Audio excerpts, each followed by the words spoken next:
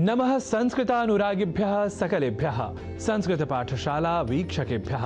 हम सभी संस्कृतानुरागी यह जानते ही हैं कि संस्कृत अत्यंत तार्किक और वैज्ञानिक भाषा है, जहां अक्षरों और उनसे बने शब्दों तथा वाक्यों के उच्चारण और लेखन में थोड़ा भी अंतर नहीं होता। पर इसी क्रम में हम आपको बताते चले आ रहे हैं कि कुछ शब्द ऐसे हैं जहां विशेष सिद्धांत या किसी कालखंड में आकर क्षेत्रगत विशेषताओं या कहें कि क्षेत्रगत प्रभाव परक प्रवृत्तियों के कारण कुछ दो अक्षरों में एक रूपता सी दिख पड़ती है, और उन अक्षरों में विशेष दो अक्षर हैं, व और ब। आप ऐसे कई शब्दों के बारे में जहां व और ब के बीच अंतर नहीं मानने की परिपाटी है जान ही चुके हैं, पर आज कुछ उन शब्दों की बात जो पौराणिक चरित्र से संबंधित हैं, और सामान्य तौर पर यदि इन शब्दों के स्वरूप से आप परिचित नहीं होंगे तो आप हमेशा संशय की स्थिति में होंगे कि हमारे ग्रंथों में अर्थात शास्त्रों में आखिरकार दो शब्दों में शुद्ध कौन सा शब्द है। देखिए, कई शब्द ऐसे हैं जहां व और ब दोनों ही अक्षर अलग अलग रूप से प्रयुक्त मिले तब भी वे शब्द शुद्ध ही माने जाते हैं, जैसे वालिह या वाली और वाली या बाली। कुछ श्लोक हैं जहां दोनों ही अक्षरों के साथ प्रयोग हमें प्राप्त होते हैं। सौमित्र लक्ष्मणो वाली वालिरिंद सुतश्च सह ततः शरेणाभिहतो रामेण रणकर्कशः पपात सहसा बाली निकृत्त इव पादपः।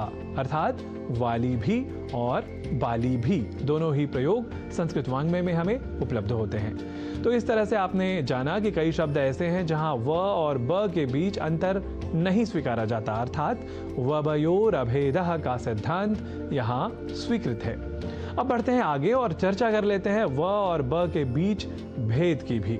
एक शब्द है जिसे हिंदी में हम कहा करते हैं विभत्स, पर संस्कृत में विभत्सः आदि कहना या लिखना संस्कृत के संस्कृतत्व वाली प्रकृति पर चोट पहुंचाना ही कहा जाएगा, क्योंकि बीभत्सः ही संस्कृत में तो सर्वथा शुद्ध है ही। और हम जैसा कि आपको बताते चले आ रहे हैं कि अन्य भाषाओं में भी यदि हम संस्कृत के शब्दों को लेते हैं अर्थात उनका प्रयोग करते हैं, तो हमारी भाषा प्रयोक्ता के रूप में एक तो आशय यह कि बीभत्स इस रूप में ही विभत्स की मूल प्रकृति और शुद्धता का संदर्भ संस्कृतानुसार समझा जाना चाहिए। तो आइए बीभत्सः इस शब्द के संस्कृत प्रयोगों पर विशेष रूप से श्लोकों पर अब अवधान केंद्रित करते हैं।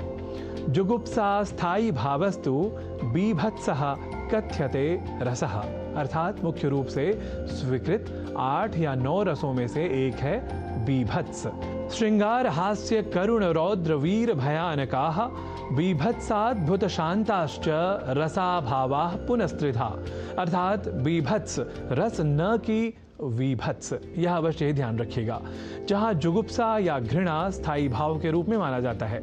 अगला श्लोक है जहां बीभत्स का प्रयोग है।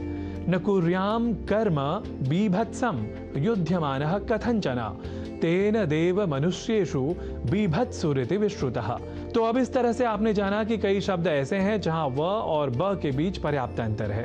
अब इन दोनों अक्षरों के बीच भेद के कुछ और उदाहरणों के साथ बात कर लेते हैं। एक शब्द है वृष्टि या वृष्टि, पर कभी कभी हम में से कुछ व इस अक्षर का उच्चारण ब के रूप में कर दिया करते हैं और वे बोल जाते हैं वृष्टि या वृष्टि।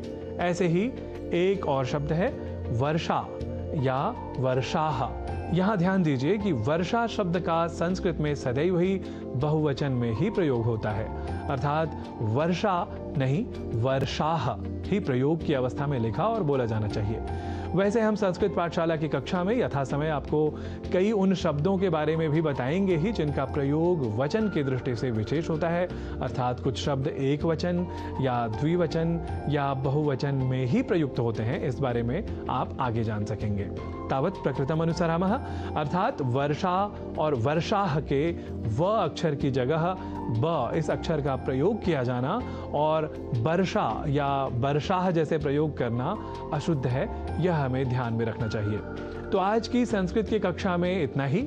अग्रिमायै कक्षायै पुनरपि भवन्तु सन्नद्धाः भवन्तः। तावत् स्वीकुर्वन्तु पुनरपि मम नमः।